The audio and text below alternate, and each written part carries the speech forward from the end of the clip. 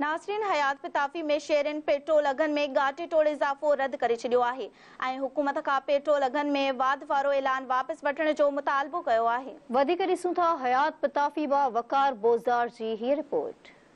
जी बिल्कुल नाज़रीन, असीं इन वक्त हयात पताफी शहर में मौजूद आहियूं जिते वफ़ाक़ी हुकूमत तरफ़ां पेट्रोल जो हिकु दफ़ो ॿीहर जो बम करायो वियो आहे। मां ॿुधाईंदो वञा, पेट्रोल जो 19 रुपया इज़ाफ़ो कयो वियो आहे। अचो त हयात पताफी वासनि सां ॻाल्हि ॿोल कयूं, उनजो वधीक छा चवंदा आहिनि। हुकूमत असांजे मथां पहाड़ किरे छॾियो आहे। असां मोटरसाइकिल टैक्सी हलाइण वारा असां हाणे तेल भरायूं या रोज़ी करूं। अटो बि 140 रुपए किलो आहे, त हाणे काॾे वञूं जेको असां 600 बचायूं था पिया। 600 मां तेल पूरा कयूं, घर हलायूं, ॿुधो त पोइ हुकूमत या असांखे मारे। असां हुकूमत खे अपील कयूं था, महिरबानी करे पेट्रोल घटायो, न त पोइ असां गाॾी वेचूं।